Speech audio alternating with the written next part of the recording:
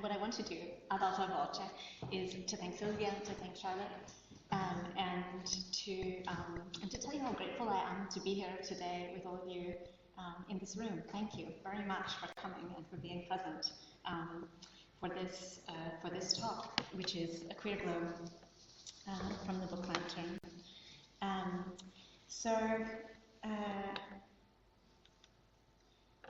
I'm going to start by talking to you a bit about Virginia Woolf.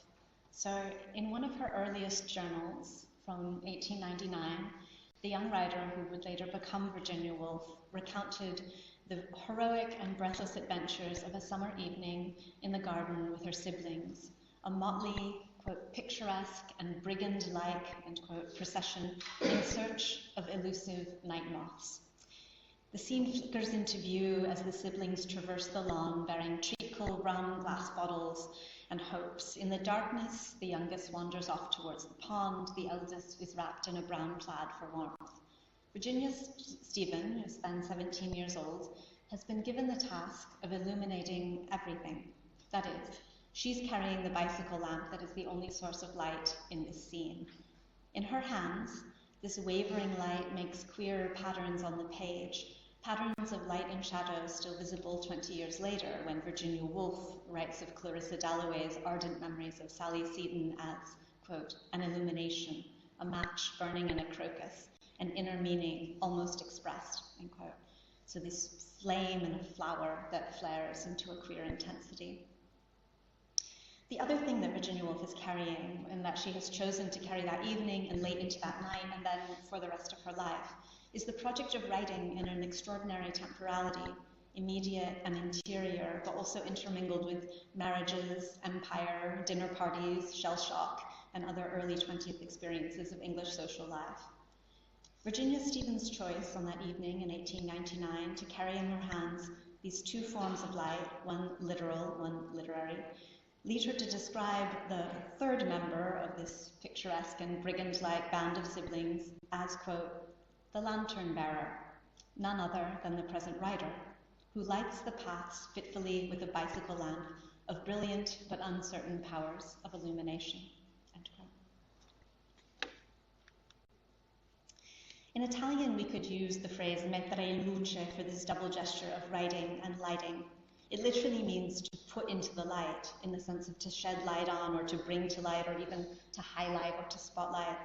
I like about this phrase that it implies someone who picks up an object and puts it directly into the light, rather than casting light on an object or unearthing an object, thereby exposing it to daylight. Mettere in luce seems to me to make possible this series of gestures. I take an obscure object, I'm holding a light in my hands, I put this object into the light I am holding, and there it is, illuminated. This is the gesture that I see in Virginia Woolf's description of Mrs. Ramsay into the lighthouse, looking round the dinner table. This is a quote. It could not last, she knew, but at the moment her eyes were so clear that they seemed to go round the table, unveiling each of these people, and their thoughts and their feelings, without effort, like a light stealing underwater so that its ripples and the reeds in it, and the minnows balancing themselves, and the sudden silent trout are all lit up, hanging, trembling. Moreover, what I think mettere in luce allows us to imagine is that the object itself, once illuminated, becomes a source of illumination in its own right. The lantern bearer raises her bicycle lamp and the page she has written begins to glow. To me, the light of that journal entry from 1899 still shines more than a century later in what I would call a queer kinship between writers, readers, and texts. Which is why, when I was writing after Sappho, I began one chapter with exactly this episode. And here I would like to thank my wonderful editors, Ellie and Sam, Ellie is in the audience today, of Galleybaker, for suggesting that I go back and reread Virginia Woolf's early journals. Thank you. What I hope to mettere in luce today is a form of queer kinship that can be discerned in this relation between writing and lighting, between writerly gesture and otherwise obscure objects. In the case of Virginia Stephen, what began as a flickering bicycle lamp in a garden was transformed by a writer, specifically by the lantern bearer, none other than the present writer, who lights the paths fitfully, into a book. And that book then became a luminous object in its own right. I think of this model as a book lantern casting a queer glow, and today I would like to tell you about some projects that I see as contemporary book lanterns. I'm honored to be able to talk to you about this idea in the framework of the Conference on Queer Kinship in Christchurch that focuses on queer kinship across space and time, and which imagines itself in the form of a kind of fluid underwater proliferating rainbow diffusion, or whatever you would call this. This conference takes up themes that the medievalist Carolyn Dinshaw has called a queer touch across time, or what literary scholar Suzanne Lancer, theorizing queer feminist approaches to history, is called confluence. Since the conference seeks to, and I'm quoting here, trace modalities and articulations of queer affect across cultures and temporal periods, identifying resonances, thereby rendering forms of queer kinship more visible and bringing them into dialogue, end quote, I hope that I will be able to sketch out some traces, mettere in luce some resonances, and not only render some forms of queer kinship more visible, but also, if possible, to burnish them. I say this because I'm going to speak to you today only of projects that I want to honor, only of book lanterns that I admire and cherish, but I want to note that other participants in this conference have valuable reflections on the tensions, even the traumas, that impact and sometimes constitute queer kinships. The only tension that I want to mention here is that, unfortunately, in some parts of our queer and feminist communities, there are still those who wish to exclude some of us from precisely the queer kinships of solidarity that I think we desperately need for justice work in this time of rising fascism, misogyny, racism, xenophobia, homophobia, transphobia, ecocide, and genocide. And I want to be clear that I believe in an inclusive and transfeminist and anti-racist movement. So if I can speak as none other than the present writer here on this stage in 2025, I want to talk to you a bit about what inspires me and what shines towards a future in which we might all actually thrive. When I was invited to give a talk at this conference, when I was honored to be invited to give a talk at this conference, I began thinking not so much about what queer kinship is, but rather how to describe a certain shape that I see it taking now. I wanted to try to address these two questions. What can I give to this community? And what shape does queer kinship make across time and space? Previously, for example, when I was trying to write After Sappho, I had conceived of these shapes of queer kinship as intertwined circles or spirals or like constellations or orbits of bodies that interlace and overlap each other. And I still do think that these are useful ways of picturing relations and transmissions that definitely do not run in straight lines. In traditional genealogies of descent, or the kinds of patrimonies that make the nation-state proud. Queer kinship makes bent shapes, or deviant forms, or tangential touches that challenge temporal and spatial orders. When I was in Paris last year, I was invited by the fantastic Suzette Robichon, who's a lesbian activist, a scholar of Monique Wittig, and a keeper of many legacies of 19th and 20th century queer women, to visit the grave of Natalie Barney, who was a legendary Saloniste and boldly lesbian writer known as the Amazon. On the grave of Natalie Barney, in the cemetery of Passy, Suzette Robichon and the scholar and translator Suzanne Stroh have placed a lantern, an ordinary glass lantern of the kind you could use in a garden with a candle inside it to light your festivities. But instead of a candle, Suzette and Suzanne would place books, usually 1 or 2 books at a time, with little notes they had written by hand to explain how these books were carrying on the legacy of Natalie Barney's writing and literary patronage. These books were in various languages and genres from different eras and with quite different approaches. So one of them, for example, which is Anna Livia's Madcap, a 1991 novel, which is called Minimax, reimagines Natalie Barney in the company of sympathetic vampires and a sharp-tongued parrot, and I am not at all sure that Natalie Barney herself would approve of or enjoy this representation, but Suzette and Suzanne understood it as part of this lesbian lineage. The lantern kept so lovingly on the grave of Natalie Barney by Suzette and Suzanne, which I began calling a book lantern, inspired me to think about forms of queer kinship that were not only circular, like spirals and orbits, but manifested the refractions of queer relationality and chosen intimacies across time and space. I began thinking about shapes that queer kinships create through gestures of assemblage, affective curation and shining forth, I wondered if perhaps a queer kinship could look like an ever-changing library, or a prismatic translation practice, or a curation of radiant objects. I was encouraged in this endeavor by some lines from Virginia Woolf's 1919 novel Night and Day, in which the figure of the lantern bearer returns, this time not only casting light on the scene, but also evoking a complex, interwoven, and intersubjective relationality. Her mind seemed to be tracing out the lines of some symmetrical pattern, some arrangement of life, which invested, if not herself, at least the others, not only with interest, but with a kind of tragic beauty. They were the lantern bearers, whose lights, scattered among the crowd, wove a pattern, dissolving, joining, meeting again in combination. Thus I asked myself, from among the contemporary literary, artistic, intellectual, and activist projects I knew, what else operates in this mode of the book lantern? What other projects are prismatic rather than primarily concerned with their own coherence or centrality? What could be considered a lantern that shines books across time and space, however fitful or uncertain this light, as Virginia Stephen described it in her journal, and however irrational or uncanny or anti-chronological or ephemeral it might appear in the world. The idea of the book lantern is to illuminate intimacies and kinships that would otherwise be left obscure or forced into normative categories. My intention in this talk today, therefore, is to put into the light, mettere in luce, 6 contemporary projects that themselves shine light on non-lineal or non-linear or luminously queer conjoinings of texts. So I'm going to talk to you about these 6 projects. The first I've already spoken to you about, The Lantern on the Tomb of Natalie Barney by Suzette Robichon and Suzanne Stroh, La Biblioteca Femminista Terrana by Valentina Amenta, a project called Shorelines by the curatorial project Black Hat Daydream, based in Kyoto, Queer Feminist No Borders Libraries by FAC Research in Athens and Maldusa in Palermo, collective translations of feminist killjoy resources by Sarah Ahmed, and book blocks. And I promise to tell you what I mean by all of those things.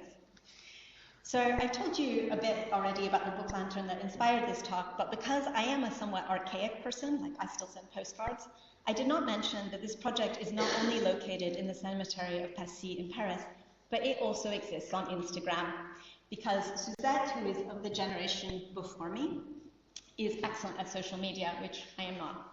So let me show you some images of this book lantern from the media of our century.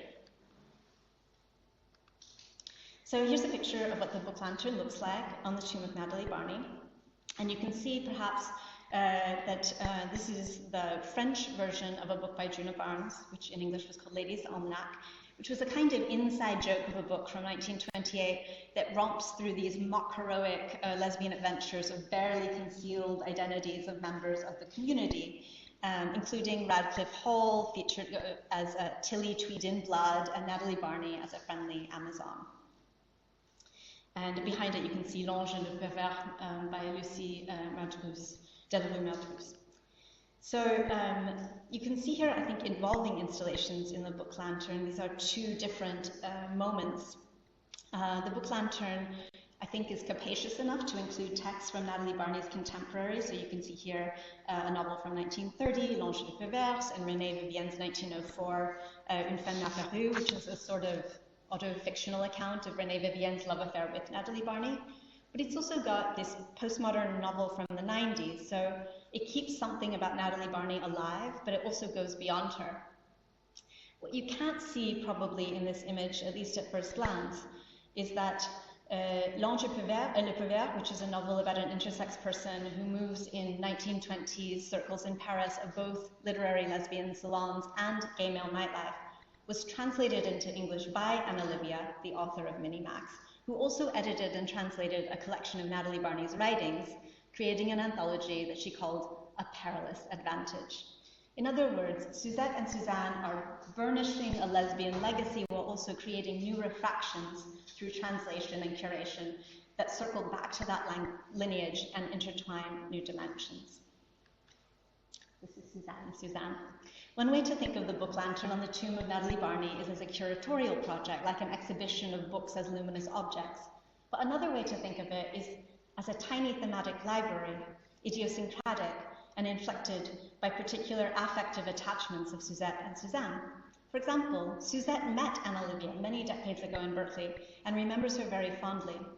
And since Minimax is out of print now, Anna Livia is no longer alive, and the press that published her book no longer exists, the gesture of recovering a copy of Minimax is one of reaching into a vanishing archive, plucking a book out of obscurity, and placing it for a moment at center stage, in the spotlight, to be illuminated and honored. The idea of a tiny library assembled with great care to highlight texts that might otherwise be forgotten, marginalized, or overwritten by normative interpretations is quite touching to me. So I was very moved to find that Valentina Amenta, who wanted to be here today, who is a scholar of queer and feminist literature who recently finished her PhD at the Sapienza in Rome, was curating a very special library based on a book about feminisms of the Italian South that she had co-written with Claudia Pazia. And this is the second book launch I'm going to talk to you about, the Biblioteca Femminista Terrona. So the Biblioteca Femminista Terrona is a project that not only assembles texts into networks of feminist, queer, transnational, and decolonial kinship, but also seeks to reclaim the very terms under which ideas, identities, and affiliations are categorized. It's a book lantern for the age of which, when the glare of the internet can easily overwhelm or flash past the kinds of critical reading that nuanced subjects like this require.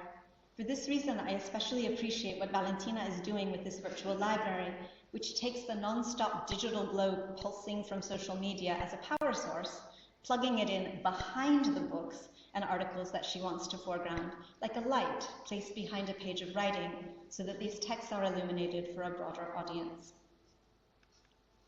The title of the book that this project comes from, I brought my copy of this book, is difficult to translate for those of you who are not Italian speakers, because terrone is, like certain terms we have in queer communities, a slur in the process of being reclaimed by the people it was meant to denigrate. In this case, it is a slur generally used by people of the north of Italy to insult the people of the south of Italy. Terrone is connected to the word terra, meaning earth or soil, so it has a connotation of peasant or a lowly or simple person bound to the land, backwards, primitive, all those things. To reclaim this term as an approach to feminism is, as Valentina and Claudia write in their book, to bring an anti-racist, anti-colonial, transnational lens to feminism, aligned with perspectives from the global south. I said that this was scholarship for the age of Instagram, and what I meant by that was, in some ways, it's acting to crystallize, to voice, and to legitimate questions that people might be asking themselves also outside of academia, like, how is the Italian South racialized? Or here are the essentials for understanding how the Italian South became subaltern, and those are the translations that you can see, the book by Gramsci. It also gives suggestions for reading in a plural way about the many identities, histories, subjectivities, and perspectives on the Italian South, with an emphasis on queer, racialized, feminist, and post-colonial perspectives, and these are just some examples. A copy of Valentina and Claudia's book, usually, except today when I brought it for you, is usually sitting on my real bookshelf in the American Academy in Rome, where I'm currently a fellow in literature, and this means that it will be part of a project, an art project called Shorelines, which is happening in June, where we have our open studios at the Academy. This leads me to the third book lantern. Shorelines is what its creators, the curator Isabelle Olivier and the poet and visual artist Foster Mickley, call a dream project. Working together as Black Cat Daydream, Isabelle and Foster draw inspiration from Jose Munoz's queer theories of cruising utopia to bring elements of touch, intimacy, unknowingness, futurity, queer encounters, anonymity, and chance to the realm of books. Shorelines was first created at the University of Kyoto in 2022, and as I said, will have its next instantiation at the American Academy in Rome this June, with the support of the Academy's resident curator, Ilaria Puripurini. As we describe the project in the invitation to potential participants, quote, books offer encounters, multiple voices, ways of being, thoughts and dreams that circulate with time. We would like to invite you to lend us 5 books chosen from your personal library, each one marked at a beautiful chosen page. Unattributed, mingled, juxtaposed, delicately open to your beautiful pages, they will form a circle and archipelagos in the library of the Academy at the occasion of Open Studios. Made available, visitors will be allowed to hold them with care and read them. The installation will be of collective authorship, made by another us. What shines forth to me from this circle of books, whose selected beautiful pages brush up against each other in a mode that mixes intimacy and anonymity, intermingling not only languages and eras, but also published books with private diaries or handmade chapbooks, is that kinships are being queerly constructed with multiple orientations and valences. There are queer kinships being curated between the readers and writers who chose the books and who are brought into new and unexpected companionships by the curators. Then there are queer, often oblique or suggestive relations between the books themselves as they are placed in, and ultimately there are open possibilities for everyone who comes to see Shorelines, thereby becoming readers and participants themselves. To feel an affinity for one book, open to one page, is perhaps to accept an invitation to cruise what you find next to that book, a person, a text, a polyphony. As I am choosing Valentina and Claudia's book Feminismo Terrone as one of the 5 books I will contribute to Shorelines in Rome, I will personally be delighted to discover which books and which readers it will attract, and in which ways it will encourage us to think together towards its subtitle, which translates as For or Towards an Alliance of the Margins. The subtitle of Feminismo Terrone, Towards an Alliance of the Margins, could easily describe the guiding principles of the next project I'm going to talk to you about, the Transfeminist No Borders Libraries of Fact Research. The Feminist Autonomous Center for Research, which is a collective transfeminist anti-fascist no borders project that began in 2019 in Athens when its founding members dreamed up a way to leave neoliberal academia, expanded in 2023 to include Maldusa, a cultural association for people on the move located in Palermo and Lampedusa. Both FAC Athens and Maldusa have curated libraries that I, as a reader, can vouch help light the way towards collective liberation. In the transfeminist tradition of honoring how everyone identifies themselves, I'm going to let FAC research describe itself in its own words, and I'm quoting. The Feminist Autonomous Center for Research, FAC, is a space for learning, reflection, collaboration, support, exchange, knowledge production, political interventions, and troublemaking. Working across and against nation-state and continental borders, disciplinary boundaries, and institutional barriers, we return to the feminist roots of autonomous knowledge production, challenging what counts as legitimate knowledge and who is granted the right to produce and receive it. So the library at FAC contains some 450 titles in the collection related to feminist, queer, trans, anti-racist theory and politics. There are pamphlets, brochures, posters, and other ephemera by activist groups, collectives, and artists in the feminist archive. The library, which is available by appointment, is a resource for the many communities that come to FAC to meet, to organize, to have assemblies and parties and workshops and readings and screenings and performances, to begin protests, and to protect those who are most vulnerable to the violence of the cis-heteropatriarchy and its institutions. Recent workshops at FAC include one on queer utopias, imagining futures without borders, and an ongoing transfeminist writing workshop called Everybody Writes. To walk into FAC, in my experience, is to feel that someone has finally made a space for you and has filled that space with books you would want to read and people you would want to read with, learn from, and collaborate with. It is, I feel, a haven and a beacon, a dream and a working laboratory of queer, transfeminist, intersectional, anti-racist, and anti-imperialist liberation. It made me cry in the best possible way. Maldusa has a center in Palermo and a station at Lampedusa, and describes itself as, quote, a cultural association aimed at facilitating freedom of movement, supporting existing infrastructures for migrant solidarity, as well as researching and documenting border violence on land and at sea in the Mediterranean routes, end quote. It makes this beautiful request for care among feminists and activists. Be careful with each other so that we can be dangerous together. Part of this care happens through reading together and being able thereby to reflect on the relation between theories and texts and lived experiences of interrelated struggles. Its Feminist No Borders library hosts regular transfeminist reading groups on topics like anti-carceral feminism and the literature of Palestinian liberation. These are some of the books in the library. And I wanted to say that the transfeminist library at Maldusa is actually only one of 3 transfeminist libraries in Palermo. And there's one that's also run by the local chapter of the transfeminist movement Nono di Meno on the campus of the University of Palermo, and another at MagWeb, which is an activist communication project. I discovered this when I was given 3 author copies of the Italian translation of After Sappho by Garzanti, and I was honored to be able to donate 1 copy to each of the 3 transfeminist libraries. So I can say to you, if any of you happen to want to give books to Maldusa, whether they are books that you have written, or whether there are transfeminist no border texts you want to donate in any language, Maldusa is accepting book donations. The term prismatic translation, which I used in the introduction, is an approach to translation and creative multilingualism developed by Matthew Reynolds in collaboration with So-Won Park and Eleni Philippou, and it's based at St. Anne's here in Oxford under the auspices of Oxford Comparative Criticism and Translation. But I learned this term from the translator and scholar Michele Baldo, who is sitting in the second to last row, who explained it to me when I was describing my ideas about book lanterns to her. Michela is part of a transfeminist collective called Feminosca, and 2 years ago they translated a selection of writings of Sarah Ahmed, the self-proclaimed feminist killjoy who has inspired many of us to feel less alone, less crazy, less overwhelmed, and less drained by the non-stop machinations of white supremacist heteropatriarchy. For this anthology, they chose the title Un'altra cena rovinata, which literally means another dinner ruined, but the tone has something like, there you go again, ruining another dinner party.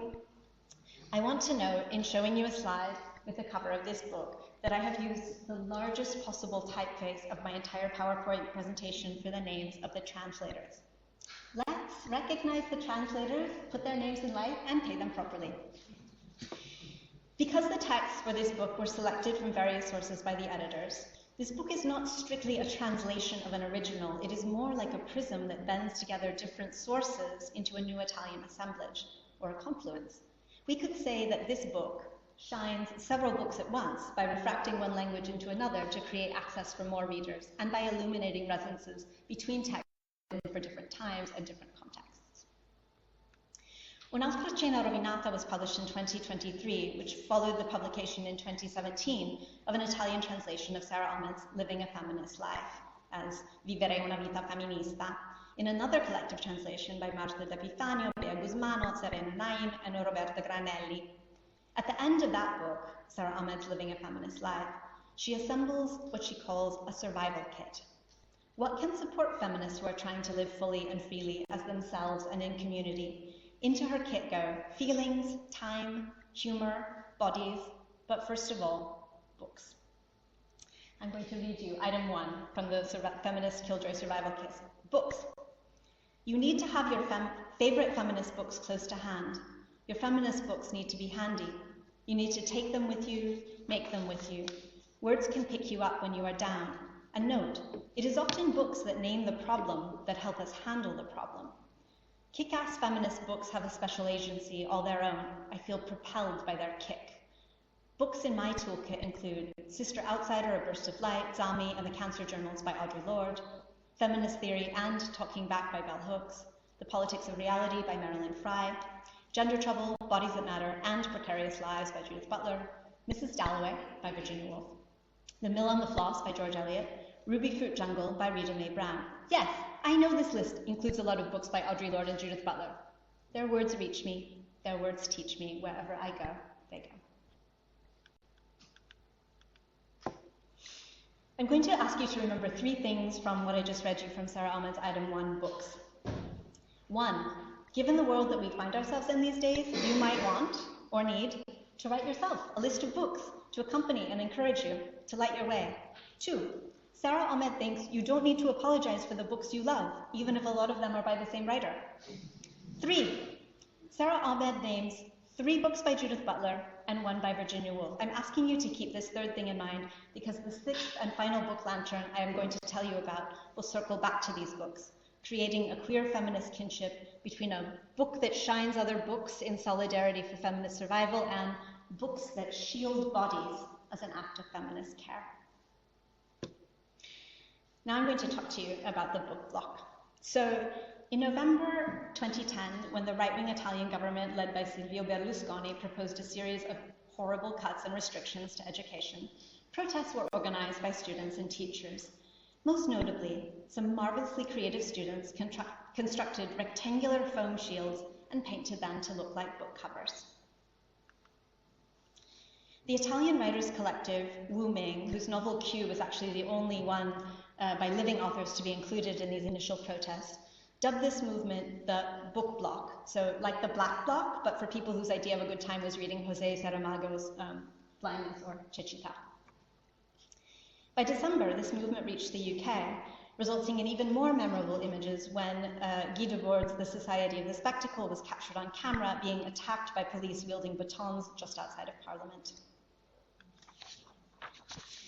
Whenever the police attacked these protesters in the street, they created some extremely clear images of what a neo-fascist nation-state wishes to do to readers and writers. It was not clear, however, whether the police committing the violence had actually ever read the books by Melville, Foucault, Deleuze, Elsa Morante, or Donna Haraway that they were viciously attacking. In May 2021, in Umeå, Sweden, a protest against politicians' proposal to move the public library out of the city centre was led by a book block, most prominently by the poems of Sappho. Fragments of queer poems from 630 BC were defending contemporary readers in the streets. In 2013, when Polity Press published a book of conversations between the feminist philosophers Judith Butler and Athena Athanasiou, titled Dispossessions, the Performative and the Political, the cover featured an image of the book block. As Athena remarked, many European and US cities have been recently pulsating with massive protests at their universities against the cost of tuition, against regimes of university governance, and against the marketization of higher education. One of the most striking modes of protest was arguably the book block, in which protesters marched wearing book shields in the streets of Rome, London, and other cities in defense of public universities and libraries. The list of books that have taken part in this book block, here Athena is speaking to Judith, include Adorno's Negative Dialectics, Virginia Woolf's A Room of One's Own, Mary Shelley's Frankenstein, Beckett's Waiting for Godot, and your Gender Trouble. End quote. Like Sarah Ahmed, these students protesters chose books by Virginia Woolf and Judith Butler to shield them and to illuminate what they believed in. What they were holding in their hands when they marched in the streets, when they raised their arms to ward off police batons, were the book lanterns of their moment. When Athena summarized this by saying, "Sometimes we have to fight for our books, with our books," Judith Butler responded first by naming the desire for education and research outside of the neoliberal institutions that, several years later, would lead a collective to create FAC in Athens. Judith Butler mentioned the precarity of academic workers, which is especially heightened for graduate students, those who have just finished their degrees, postdocs, and untenured faculty, among whom are some of the writers and thinkers I have been speaking about today, and the untenable cost of education for students. They spoke of alliances, assemblies of bodies in the street, and in occupied buildings, and the books we might need to form and support these sometimes unlikely kinships. Before I show you the next slide, can I ask you to focus for just 1 second on the green book shield that says Sputiamo su Hegel by Carla Lonzi, Let's Spit on Hegel, Italian feminist thinker. Thank you. So recently, while I was attending an assembly of the Italian transfeminist movement Non Una di Meno in Rome, in a centro sociale, which is an occupied space used for political and social initiatives, called ESC, Atelier, I came across a sign stuck in the corner. It's the same sign. It survived. Somebody kept its legacy alive. Someone plucked it out of a vanishing archive and preserved it so we would remember. And so, astonishingly, it's still here, propped up in a corner of a radical political space with some land cords, waiting for us. It's 15 years after these book block protests, but some of us are still going to transfeminist assemblies to organize when and how to go into the streets. What can our alliances and coalitions be? How can we be careful with each other so that we can be dangerous together? What shall we read next? And what are the shapes that queer kinship can take? I also want to take this moment to say many thanks to the image makers who are part of the process of keeping our book lanterns visible over time and space, making them beacons for those who come later. So I have spoken to you today about 6 artistic literary, intellectual, and activist projects that I think embody a shape of queer kinship that I have called the book lantern. The lantern filled with books on the tomb of Natalie Barney that originally inspired this talk, created and lovingly maintained by Suzette Robichon and Suzanne Stroh. La Biblioteca Femminista Terrona by Valentina Amenta, a virtual library that poses valuable questions and shares resources for a decolonial, feminist, and queer approach to the Italian South. Shorelines by Black Cat Daydream, which curates constellations and archipelagos of books and readers through queer adjacency across time, space, language, and form. Queer, transfeminist, No Borders libraries by FAC Research in Athens and Naldusa in Palermo, which manifest radical and inspiring visions of what we could be reading together as we try to move towards queer utopias and collective liberation. Collective translations of feminist killjoy resources by Sarah Ahmed, so that we have the intersectional queer feminist visions and survival kits we need in these times. Book blocks from Rome to London to Berkeley, holding the line against right-wing and neoliberal attacks on students, teachers, writers, thinkers, translators, and almost everybody else. I hope that I have not only made these projects more visible, but also that I have been able to honor them as I think they deserve, to refract towards them the spotlight that has been given to me today.